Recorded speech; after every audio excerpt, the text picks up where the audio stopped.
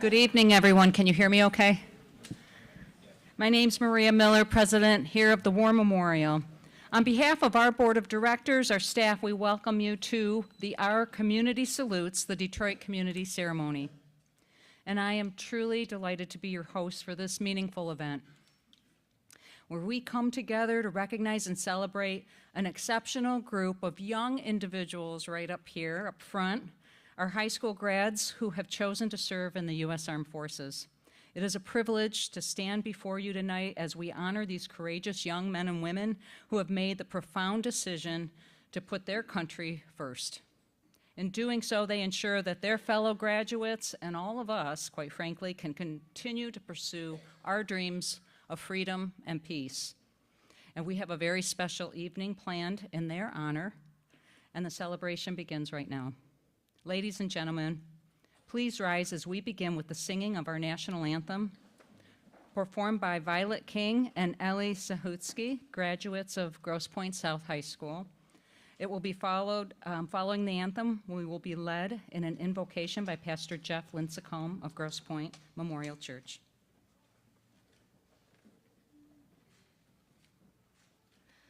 Oh, say, can you see by the dawn's early light what so proudly we hailed at the twilight's last gleaming, whose broad stripes and bright stars through the perilous fight o'er the ramparts we watched were so gallantly streaming, and the rocket's red glare, the bombs bursting in air, gave proof through the night that our flag was still there. Oh, say, does that star-spangled banner yet wave o'er the land of the free and the home of the brave?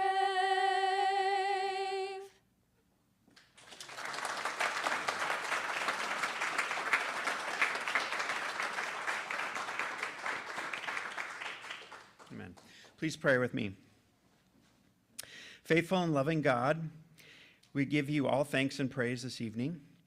We thank you for your constant care and provision for us, for the gift of community, for the call to service. We thank you this evening for the War Memorial, for their commitment to honor all those who have served to protect our freedoms, and for the way through their work they build community that both expands and expresses that gift. In particular, tonight, we are gathered here to recognize, honor, and give thanks for these young men and women who have enlisted in the United States Armed Forces. In St. Paul's letter to Timothy, he writes, "Let no one despise your youth, but be an example to those who believe in word and deed, in love and faith and in purity." And these young women and men, through their commitment to service in this way, are doing just that, showing us what it looks like to love their neighbors, not just in word but in deed, what it looks like to put others' good before their own. We honor them, we learn from them, we say thank you for them this night and always. As they take their oaths of service, we commend them to your gracious care, O God. Defend them by day with your heavenly grace, strengthen them in their perils, keep their hearts from hate that hardens, give them a determination to defend all who are in need, and grant them a sense of your abiding presence wherever they might go. For their parents and families this evening, give them a peace that passes all understanding that only you can give. Let them know that even though their children are out of their sight, they are never out of your sight. And finally, we give you thanks for the recruiters, all the adults who brought these young men and women to this place of service, as well as for all the retired and active duty servicemen and women who have made this nation possible through their acts of service. We are a grateful people. And so we lift this night to you, O God. We ask for your goodness to prevail in us always. And we pray these things in the name of the Lord of life and the Prince of Peace. Amen.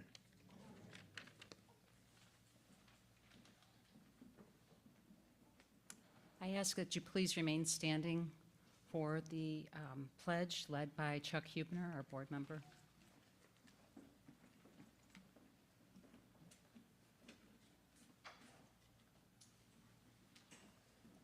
I pledge allegiance to the flag of the United States of America and to the republic for which it stands, one nation, under God, indivisible, with liberty and justice for all.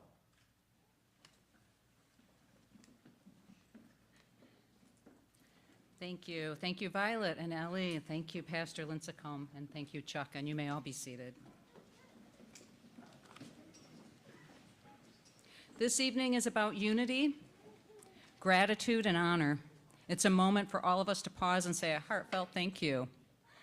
And it's a heartfelt thank you to the individuals who have chosen the path of military service. At this time, we would like to recognize the military recruiters who are with us tonight. If you are a recruiter, we kindly ask that you stand so we may recognize you.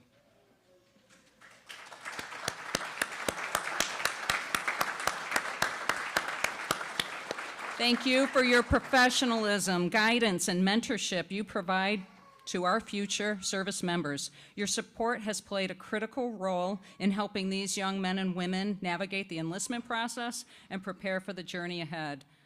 As a community, we are deeply grateful for your commitment in shaping and supporting the next generation of our military leaders. Thank you again for your presence and for all that you do.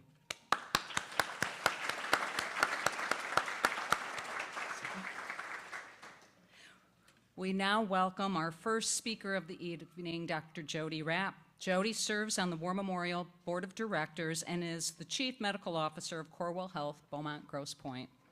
Jody began her distinguished military career in 2002 with the United States Air Force before transitioning to the Navy in 2006.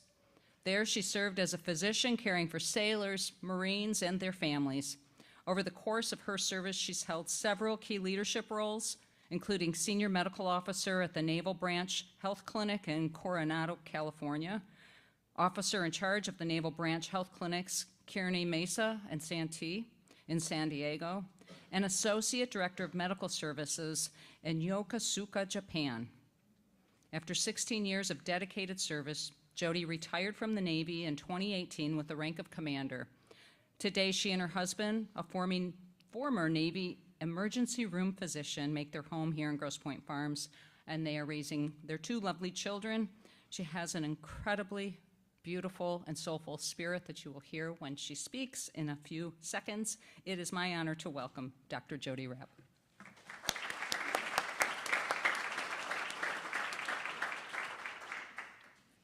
Good evening, everyone. It is my honor to be here at the War Memorial tonight and recognize this remarkable group of young men and women who have made the decision to serve. Whether you're enlisting or heading to a service academy, you're making a decision that few are willing to make, but one that's going to affect your lives in profound ways.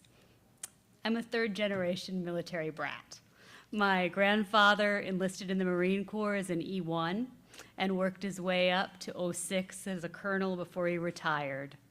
My father is a Naval Academy grad. I kind of chose a different meandering way to get there, but I can say without question that everything I've been able to do, leading people, running hospitals, going back to get my master's degree, it's rooted in the value and training that the Navy gave me. There's real pride in wearing the uniform, in being a part of something that's bigger than yourself. And those things you've probably heard before. But I think one of the big things that you don't realize is the opportunity that the military can give you. The military will teach you, it'll train you, it'll challenge you. And you may have to wait for your opportunity. and you may have to do hard things while you're waiting. But in the end, that opportunity will come, and you'll be ready for it when it does. The other thing they don't always tell you is that the friendships that you're about to make are unlike any other. They're going to become your second family, whether they're scattered across the globe, and they will be. They're only a phone call away. And those are the people that you're going to laugh with, to struggle with, and the people who are going to lift you up like few people can understand. Tonight, we celebrate you. Not just your courage, but also for the path you've chosen to take. You're already going to be a part of something bigger when you leave here tonight, something lasting. Thank you for your commitment. You're going to do incredible things, and I, for one, can't wait to see the leaders you become. Congratulations.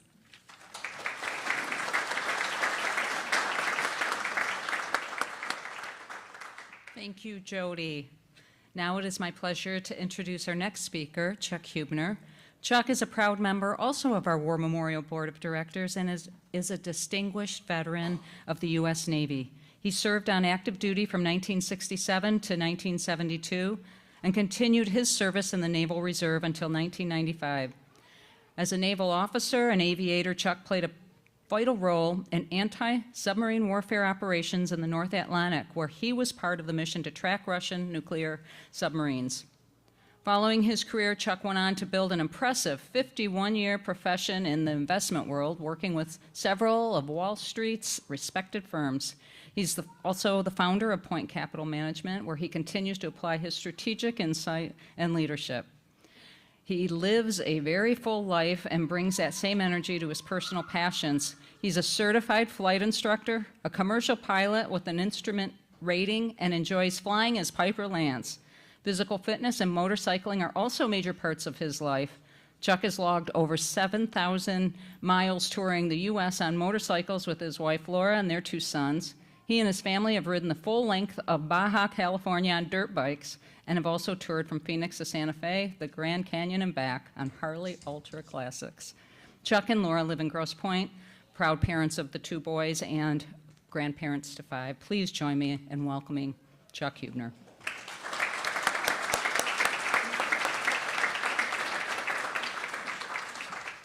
Wow, after that introduction, you might think I'm a little crazy, but that's all right. Laura, my wife, thinks I am anyhow.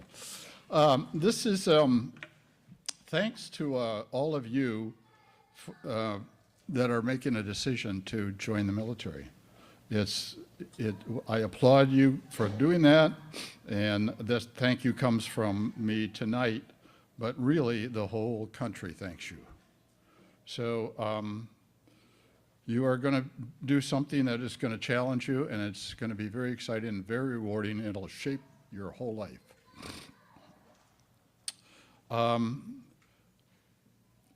You know, I wanted to really say that you're embarking on something, and when I think back on what my experience was like, I went to a different part of the country that I didn't know. I went to a situation that I didn't know a whole lot about in the military. I didn't have any background in the military. My family didn't have any background in the military. But it was, it allowed me a whole lot of different career paths that I could think about. It allowed me to grow immeasurably as a person. And so it was an experience of a lifetime, and it's been really a great thing all the years of my life. It's been a great decision. I would like to, I thought a lot about what I might say to all of you young folks that are thinking about embarking on a military experience, what would be meaningful. And I think Jody's comments at a high level, I wanted to get down into the bare bones level and prepare you for what you're about to embark on. So the thing that I thought about when I was in your position was, what's this going to be like, and what do I have to do to prepare myself? And some of you vets out there can probably identify with this, because it's kind of a wild experience. So let's begin with the physical demands. I would suggest that now, beginning, I don't know when you're going to go in the service, but let's say it's coming up imminently. Let's use a timetable of June 1st. You've got to begin to think about this, because maybe by September 1st, you'll be in basic training of some kind. So what should you do? I would suggest the following. Go to a high school track and run around the track and start out by running a quarter of a mile. And then every week add another quarter of a mile, and every week add another quarter of a mile to get your cardio up and in good shape. Because I can tell you that when you go into basic training and you get these drill instructors, you're going to think you're half dead, and you're going to wonder how you're going to survive it all. You will, believe me. The next thing I would say after getting some cardio fitness is do one push-up on June the 1st and add a push-up every day, and do that for 60 days. Okay, that's an easy way for you to develop the upper body strength that you're going to need to carry you through and get you to where you want to be physically. I'm going to suggest several other things. Pull-ups. I was substandard on pull-ups when I went in the service. I could do 1 or 2, but I couldn't do what they wanted me to do, and they wanted 10, 15, 20 pull-ups. Find a place where you can do pull-ups and do, again, start out with 1 and then try to add 1 every day or every week or however times you do it. You should be able to get to the point where you can do 20 pull-ups. It's a challenge, but you know, you can all do it. The next one I would suggest is, you know you're going to have to do sit-ups. So you got to be able to do 60 sit-ups in 90 seconds, okay? It's a challenge, but when you work up to it, it's a whole lot less painful to do it before you go than when you get there. Because I can tell you, if you're substandard PT, it's the drill instructors are going to be pretty tough on you. The next thing that I had to deal with is I had to find I would say you need to find a gymnasium somewhere that has a tall climbing rope, and in our case, a 20-foot rope. And so if you work at it, you'll develop the upper body strength and the coordination to use your feet and your hands and your arms to get you up a 20-foot rope. If I can do it, I can guarantee you can do it. For the Navy and Marines, swimming is going to be a big deal.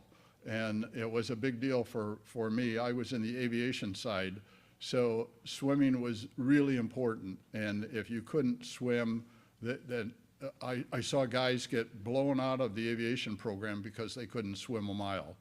And so I would suggest that you go out in a Lake St. Clair or some lake that's a natural environment, not a pool. A pool allows you to cheat too much, and get yourself swimming laps on a regular basis or swimming to a buoy so that you're at the point where you can swim a mile.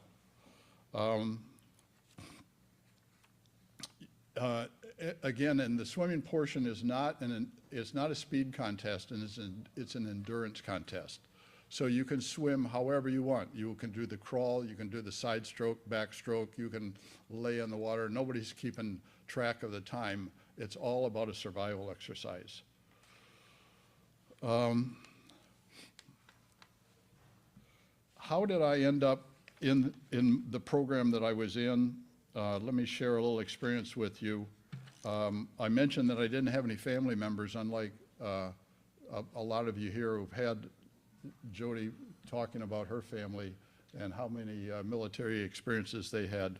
But I didn't have any of that. So I had a friend who was a year ahead of me in the program, and he kind of told me a little bit, particularly about the physical fitness side. And it was very important that he gave me a game plan and actually made some of the very same suggestions that I'm making to you. Secondly, I learned that each phase of training, the #1 person in their class, at least this was the way it was in the naval aviation side, If you were highly ranked in your class and there were opportunities for different areas of training or different programs to go into, the top people in their class got the first choices.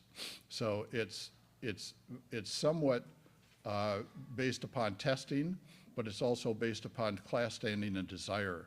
So I would say to you, do as well as you possibly can. You will have many more chances and more flexibility in choosing the direction of what you'll do on active duty in the military.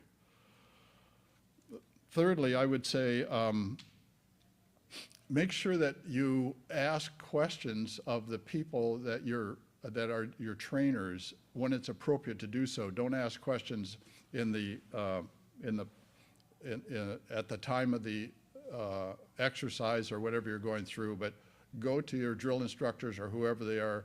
There are times when you can go to them and ask questions. They'll probably be a little tough on you, and some of your questions may be considered not appropriate and may be considered naive or dumb, but ask them anyhow. I ended up in the Naval Aviation Program, as Maria said. I was flying as a navigator initially, and we were hunting Russian nuclear submarines in the North Atlantic.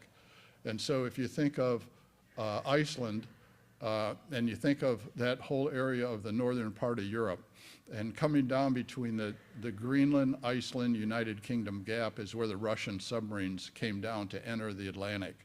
And what most people don't know is there's a undersea mountain chain that stretches north and south, basically from Greenland, Iceland, all the way to the South Atlantic. And it's a lot like the Rocky Mountains underwater, and the Russians are very good at working, using those mountains to hide their presence, and then also where they're going to end up going. They could go off coast of the United States, they could go to Cuba, they could go into the Mediterranean Sea. And so our job was to try to find those guys. And when a nuclear submarine pulls the plug and goes down 500-600 feet below the water, you never see them again for 90 days. So they can go 500 miles a day. And so where in the heck are these guys? Where is this powerful nuclear weapon? And that's what basically we were sort of frontline soldiers, if you will, in trying to find these guys and track them and know where they were. And then, of course, if the war ever got hot, then you had something you could do about it. But I was always in the Cold War. It never got to the hot stage. But anyhow, as Maria said, I did a total of about 15 years, 4 years on active duty, and then 11 more years of flying, and then as a reservist out of Selfridge right here in Mount Clemens. And then from then on, I was in various other roles. But you're making a wonderful decision. You're going to grow enormously as a result of that decision. You're going to get responsibility at a very young age. So my hat's off to all of you for putting your hand up and saying, let's get going. Thank you.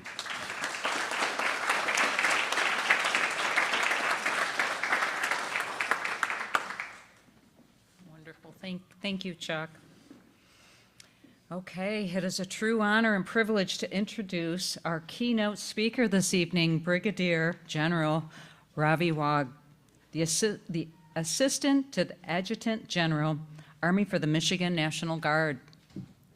We're deeply grateful to General Wagh for joining us tonight and for his unwavering support of these young men and women here who have made the noble decision to serve our nation. General Wagh brings with him a wealth of experience and leadership, serving in a dual capacity as a special assistant to the Vice Chief of the National Guard Bureau for Pacific Initiatives.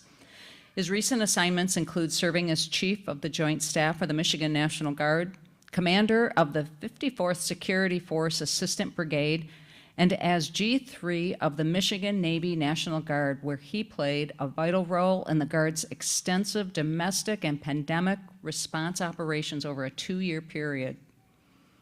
Commissioned as an infantry officer in 1994 from Slippery Rock University, General Wog is a graduate of numerous elite military programs. There are so many, but a few of them include Ranger School, Airborne and Air Assault Schools, the U.S. Army War College, and again, many, many more. General Wog is also very highly decorated, a little intimidating sitting next to him, I'm just going to say.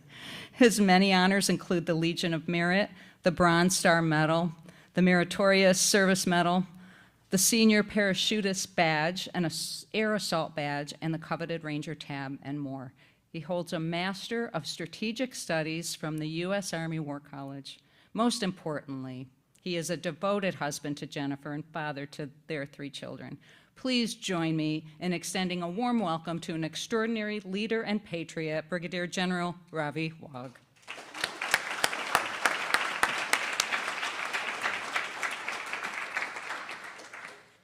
Hey, good evening, everybody, and most importantly, our soon-to-be enlistees. So, yeah, I just want to say thanks initially, and first, certainly hold my resume cheaply next to the folks seated up here with me. Some incredible experience. I think probably the first thing all of you took out of tonight is, for the rest of your military service, always have a pen and a paper, because somebody is going to provide some really good advice. That's a real thing. Like, I got a green notebook in the back. I've had those for about 30 years of service.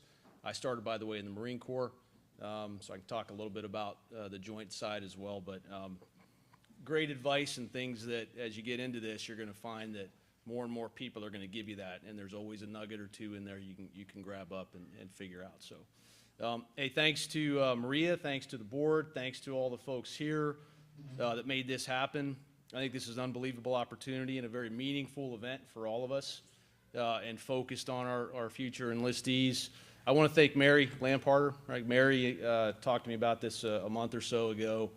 Her and Ron, and you know, Mary is an unbelievable treasure for all of us for the War Memorial, but as a guardsman and the things she does for us, her and Ron. So appreciate her and the team giving me this opportunity, right? And I think that's what it is an opportunity to talk to you. Maybe the most important thing we do now as senior leaders, agnostic of service, is prepare the next generation, right? Provide some wisdom, talk about, you know, how many pull-ups you need to do, where you can go to do it, and things you'd think about, and what you should be thinking about as somebody that is a future leader inside the formation, and as you made what I would say is probably the best decision of your life. Looking back, I think we would all agree to that. I've never met one person, ever, who has said, I sure regret the decision I made to serve in whatever capacity, ever. But I've met a lot of people who've said, man, I wish I would have tried. I just wish I would have given it one shot. Somebody told me I could have done it, right, the man in the arena, and I chose not to. Nobody's ever said, I sure regret serving in the U.S. Army.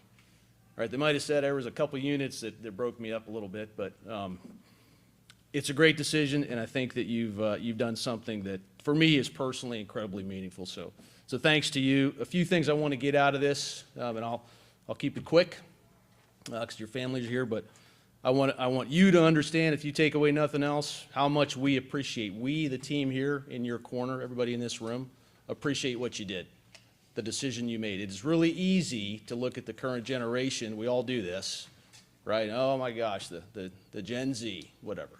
They said the same thing about, I think I'm a Gen X. It doesn't matter, right? You give us all hope, because you're here, you raised your hand, you made a choice. You made a personal choice, and it's incredible. It's an incredible choice. I hope that the extended group here thinks about and becomes excited about military service, and I say that. I hope all of you go back to your communities, talk to people, talk about other folks who can join and need to serve, because we need them, right? Frankly, we need people in our ranks. We recognize our recruiters in the back, who are some of my heroes. They're commanders here for a reason. We need people in our ranks, and I don't care what service you join. We need young, dedicated men and women to serve in the United States military, because all the things that are out there, right, we can stop them if we present that strength through peace, peace through strength, deterrence, the things that we show, capable young folks like you. So super excited. And I also want to make sure the families know, my last communication goal tonight is families, be reassured, and I'll talk a little bit more about that, right? You're part of this this discussion. I'm talking to you and our folks in the front row. Your child has made a choice that remains one of the highest rate, and this is survey, data-driven professions. Physicians are up there, military service, right, top of the list in terms of professions that people respect. The profession of arms, uniformed service, people respect it, they acknowledge it, and they appreciate it. So thanks to you. And you didn't get here alone. It was the folks behind you in your corner that pushed you and got you here. And recognize my Army team there in the back. I appreciate all of you too. Alumni and currently serving. So good evening, everybody. Families, educators, civic leaders, and most importantly, our front row young men and women who we're here to honor tonight. Again, I'm Robbie Wog, ATAG, Army Assistant Adjutant General, Guard parlance for I've got the Army component of the Guard in this state. I command the Army component. There's an air component and an Army component. The green suiters are mine. And I work for a two-star named Paul Rogers, who has the whole enterprise in the state of Michigan. It's a privilege to be here at the Grosse Pointe War Memorial. This place is etched in the spirit of service. It is a local treasure, it's a state treasure, it's a national treasure. I hope we all leave here again and share pictures and talk about what this place is. If you see that monument outside, I've been to the one in Normandy.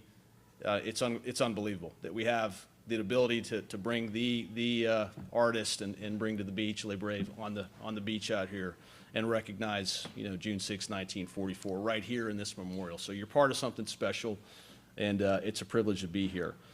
We're going to celebrate this great decision of some of our fine young leaders, finest young citizens, high school seniors who've chosen a path. The 1%, less than 1% of folks alive today, citizens who choose the path that you have chosen. And that's unbelievable. You're joining a legacy, and I hope you remember that you're part of that legacy now, our legacy. You're part of this family that all of us in uniform are. And again, I don't care what service. My mother was in the Navy. My brother and I were both in the Marine Corps. I'm in the Army. I got a kid in the Air Force, kid in the Army. It's a family business. You are part of that family right now. And I hope you know that. This year we're marking the 250th anniversary of several services, my service, the U.S. Army, as well as a couple others. And you're part of that, right? So for 2.5 centuries, Americans have answered the call on Lexington Green, at Belleau Wood, in Normandy, like we talked about, Iraq, Afghanistan, and all the places in between. Countless places where freedom was at risk, and we needed people who were willing to defend that freedom and put themselves in front of those things, in front of somebody that was looking to do harm to somebody else, and that's you, and that's incredible. It is your turn now, right? And I'm excited to see what you do, and I hope to see you all down the road at some point. 2 of you I will see, National Guardsmen in the front row. We live in a rapidly changing world. I think we all see that. We see it every day.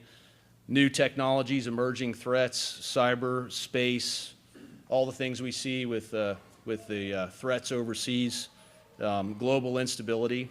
All this demands people and leaders of character and discipline and resilience. But I also don't want you to be overwhelmed. We read about it every day. Ukraine, Indo-PACOM, unmanned systems, all these things that are happening, the technology, yeah, it's good. Don't get wrapped up around the systems. It all comes down to a human being, a person, right? At some point has to do whatever it is we have to do. Enter and clear a room, right? Pull that trigger on the launcher that you see out front. Make a decision in a submarine. By the way, Chuck, I just read Red Storm Rising again for the first time in like 30 years, and it's still just as applicable today, right? So you could probably talk to him for days about some of the stuff he's done. So it all comes down to people, and the people that we're talking about are the people in this front row. It's going to be you. And you might be surprised in the joint world we live in that you will probably see the people, doesn't matter what branch of service, at some point down the road in some far-off place, and you're going to talk about Michigan and where you grew up and the things you did and shared together. So the world needs protectors who are as committed to peace as they are prepared for war. And service in today's military is much more than a job. It's never been a job. It's a declaration that you will stand when others step back, that you will build unity in a fractured world, and you will protect something greater than yourself. And I hope you think about that. That's also a theme we've picked up here. Service before self, serving something bigger than you, serving the body politic, the unit, the group of people, and putting their needs in front of your. It's a tough thing to do. It sounds easy. It's hard to do. We are typically inherently selfish as human beings. Now you're being asked to do something and put that organization first. Selfless service, we call in the Army. That's an incredible thing. It's a gift. As you understand it and think about it and dwell on it, I think you'll come to see just how important it is. And you are what we need now more than ever, right? This fractured world that we see, we're going to need you. So thanks for that and for putting yourself first in front of all these things that so many folks are unwilling to do. I also want you to, we talked about families, and I don't want you to think that you walk this path alone. None of you got here by yourself. Your mom, your dad, your grandparents, your extended family, aunts, uncles, cousins. We talked about people we've served with that inspired us to do whatever it is we did.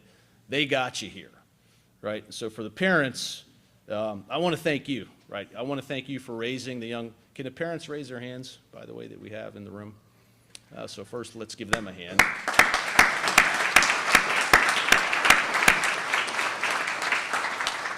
And whatever you did to raise this group of young people that made this choice, I wish I could bottle up and sell it. It's incredible. So the parents, the grandparents, the family, the community, it does take a village to get you here. It's important. I want you to know, parents, I also have skin in the game outside of, all my soldiers. If they're wearing a uniform, they're mine, they're my family, and I will defend them with everything I have, right? They're my family. But I also have 3 kids. We mentioned my wife, Jennifer. She's not here tonight, but we have our son coming in. I'm going to go down to DTW after this, pick him up. He's a rifle platoon leader in 82nd. My daughter is in the Air Force, so I have skin in the game too. I am sharing your anxiety, right? I'm sharing your consternation. I'll tell you, the only thing harder than going to Ranger School is having a kid go to Ranger School, right? Ranger Creed in the back can attest to that. That guy is a plank holder of 2nd Ranger Battalion. Met him coming in here. He doesn't have anybody here in the front row. He's here because he believes in you. He joined the Army in 1969 and stood up 2nd Ranger Battalion in 74, right? A unit I served in 20 years after his time. So that's who's here to support you and in your corner. So families, they're not alone. They've got us. We will be with them. The leaders that they're going to have are going to be in their corner and take care of it, and it's going to be okay. Trust me, it'll be okay. All the things you're going to deal with for the families, you're serving as well. I think you need to internalize that and think about it. From missed birthdays, missed holidays, long deployments, you have to be there, and you have to be there for your soldiers, sailor, airman, Marine. Support them, love them, help them be resilient, help them understand the things that are happening back home, but support them and keep them focused on the task at hand. We have a saying in the Guard, we recruit soldiers, all those folks in the back recruit soldiers, but we retain families, right? And I can tell you, for all the folks that have been in a minute, that some of us talking here in the back row, General Mommon's here, by the way, too. Good to see him. All those things we talk about, the family dynamic has changed significantly, right? The old trope of if the Army wanted you to have a family, they'd issue you one. Don't buy that, right? The Army is committed to your families. I have seen a 180 in terms of commitment to families, whether it's housing, whether it's benefits, whether it's access, family support groups on deployments, the Marine Corps, the Navy, the Air Force, Space Force. Families are part of this thing. Your unit, right? In our case, in the Guard, our employers and our families. We have to have that kind of commitment and understanding. So families are part of it. You will always be a part of this thing. I do want to talk a little bit about some of the people that I serve with because I think it's relevant, because we are not going to serve in a vacuum. You will not deploy in a vacuum. I've deployed to Iraq, Afghanistan, spent a year in West Africa, most recently in Indo-PACOM, and guess what I was a part of? A joint element. It wasn't the Army out doing the Army thing. I had the Marine Corps, I had the Air Force, the most recent deployment, I had a space team, I had active duty, I had reserve, I had everybody. You will deploy as a joint force. Love your service, be proud of your service, protect your service, but just know that person beside you, that Navy guy, that Air Force, hey, she might be beside you down the road, right, in conflict. So it's good to know each other and understand the services. A couple stories, people here serving your National Guard right now. Sergeant Rachel Baker from West Bloomfield skipped her high school prom to go to basic. She became an intel analyst at 19 years of age. She arrived in Syria, deploying here from Michigan, working around the clock to provide intelligence assessments and threat analysis, even as her base was being hit with rockets and one-way drones. Her actions ensured her commander kept informed and protected his formation. She brought everybody back. Captain Kamal Al-Sawafi from Dearborn joined the Michigan National Guard. I saw him this morning, out of a sense of gratitude to give back to the nation, which gave his family a chance when they fled Iraq under Saddam's rule. Now think about this. In 2022, he deployed to the Middle East. Once again, he coordinated the repatriation of thousands of refugees to their homes, keeping them out of ISIS and back with their families, right? That's a guy who joined the Guard, who was out there deploying in a joint force in the CENTCOM area of influence. We just had 2 soldiers last month, Gabe Couturier and Miles Angerman, both infantry soldiers, competed in the International Sniper Competition. I want to share this one, right? This is an international competition against special operations, Navy, Spec War, SEALs, the whole deal. They placed 6th. We've won this thing before. Those are guardsmen who are out there doing this thing. They beat all the Navy teams, by the way, all the Navy teams. Just want to highlight that. Hey, that's the Guard. That's who you're going to serve with and deploy with. Last month, if you didn't read, because it made just a headline for about a day, we had an ice storm up north, pretty significant, right? 14 counties in the northern lower. We had 800 guardsmen, engineers, medics. I had artillerymen out there clearing roads, bringing fuel, food, water, clearing power lines, often in front of local emergency services and getting there first. This is life-saving activity. So when we talk about living in Michigan, serving in Michigan, we're part of your communities. So they're out there deploying with our active force, but they're also here keeping our folks alive, literally. So these aren't just distant, far-off missions. It's your Guard, defending your neighbors, and part of who you are. I want you to take away, you're going to deploy as a joint element, and you will be with these folks. You're going to see these people again, no matter what service they wear, what uniform they wear. Let's talk about the oath. So soon you're going to raise your right hand and recite some words that generations have spoken, largely unchanged since the Civil War. 2 oaths, one for officers, one for enlisted soldiers. It's not a formality, right? It is a sacred promise. You are making a promise tonight to each other, to yourself, to your family, and everyone you see here in this room. When you swear to support and defend the Constitution of the United States against all enemies, foreign and domestic, it's a binding agreement, not to a person or a party, but to a set of ideals, an idea embodied in our Constitution: liberty, justice, equality. Right? So when you go back home, Google is your friend. Check out the Constitution, right? At least the first couple articles, and read it and think about it, because you're swearing an oath to it tonight. It will not be the first time you do this. Right? Every time I promote somebody, I make them affirm their oath, because I think we need to think about what that thing means, because it's a thing that differentiates you. The other person you're going to deploy with, by the way, are your allies and partners. We don't fight alone. But you're going to see that the oath you take isn't to a king, right? It's not even to a president. You swear to obey orders, but you are swearing an oath to a constitution, a document, an idea. And that is really unique in the world, and it's something that I think is really special. I hope you do too, as you think about what it means and what it might mean to you down the road as you really internalize, what is this thing, and how do I better serve it?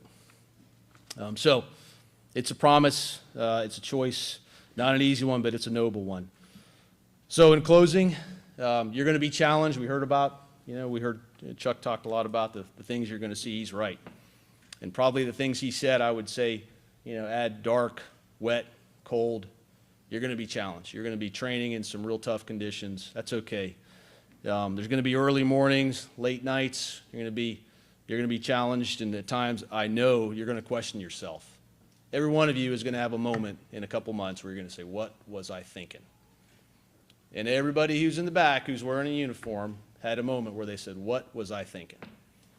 I probably have it every week, right? I've done this since 1989. So yeah, it's a real thing. It's okay. Question it, talk. I want skeptics in my formation, right?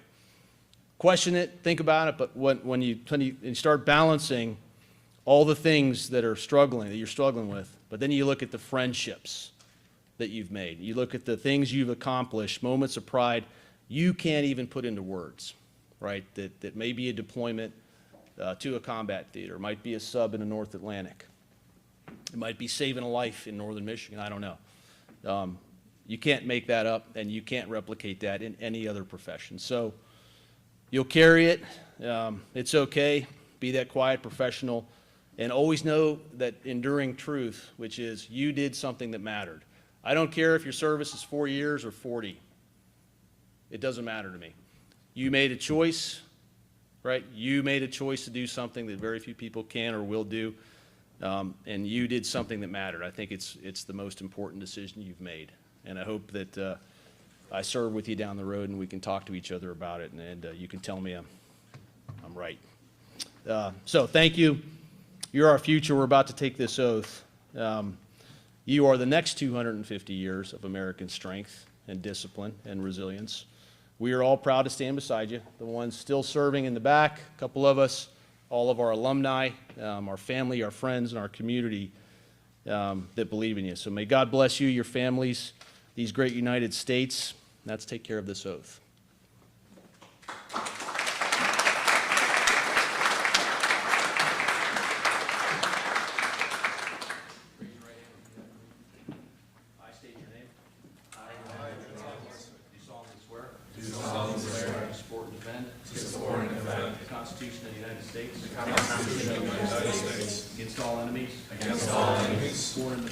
Foreign and domestic. That I will bear true faith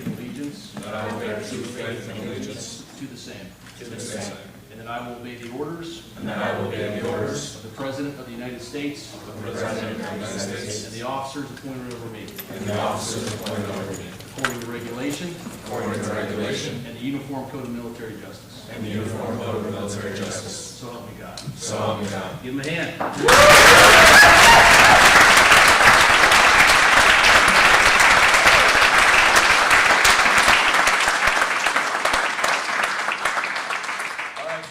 So I'm going to do what I'm told now and stand where Maria says to stand. I think we're going to do some You're pictures. standing right where you're at. Oh my gosh, that was fantastic. Can we have another round of applause? That was amazing.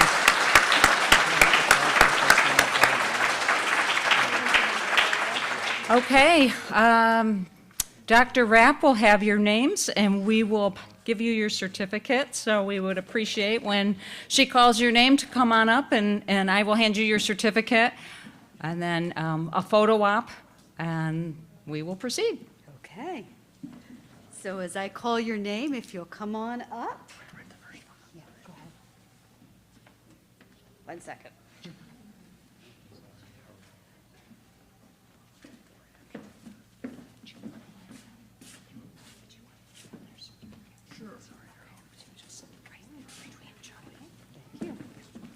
Okay. So, Nazari Harrell, U.S. Navy. Come on up. Congratulations. To the general.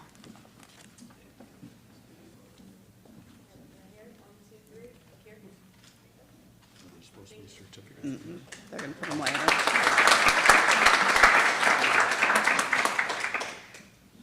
Jacoby Crawford, U.S. Navy. Come on up. Congratulations.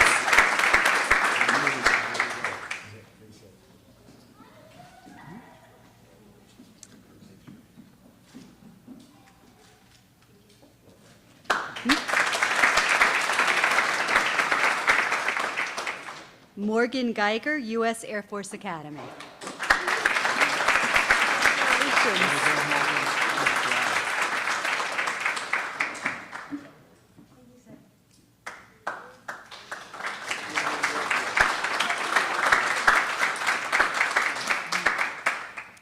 Landon Davis, U.S. Air Force.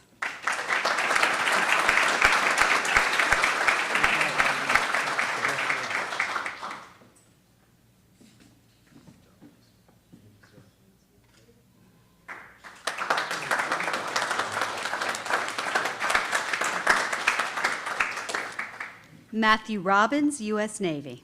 A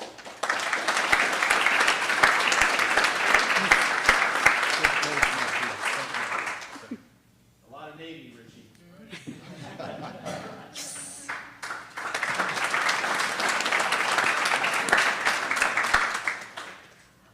Omar Witcher, Army National Guard. Got a lot of support. Congratulations.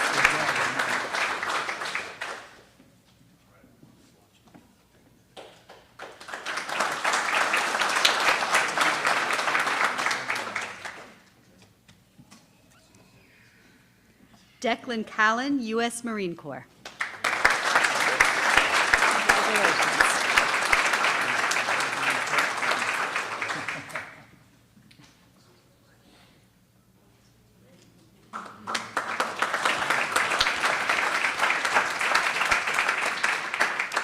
Luis Rodriguez, U.S. Marine Corps.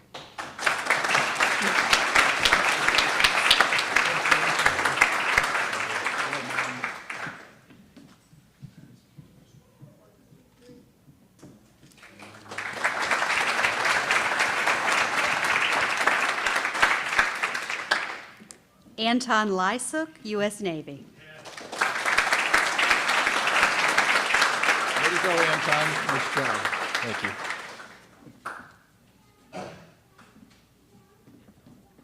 Thank you, sir.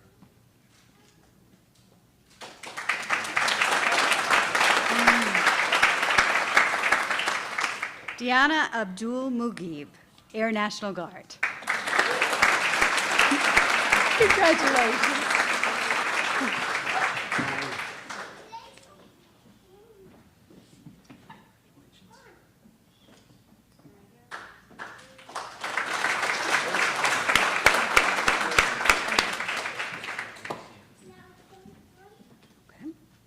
That's it. More hands. That's a wrap.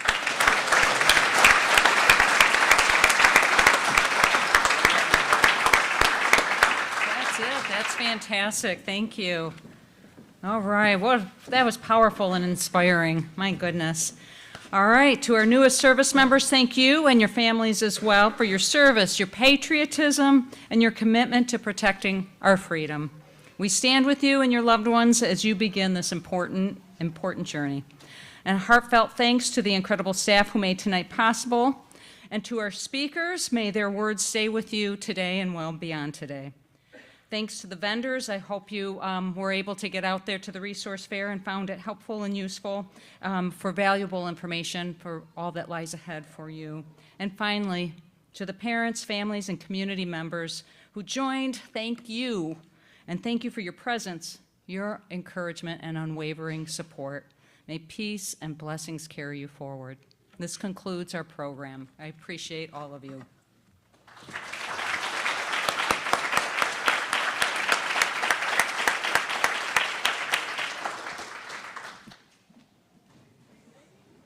All Navy future sailors, come with me real quick.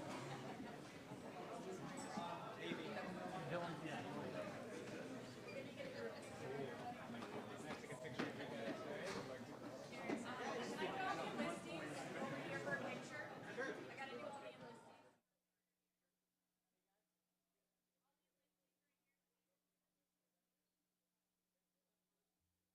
One quick note for all the enlistees, your certificate is ready to be picked up at the front table where you checked in, so be sure to get your certificate as you leave.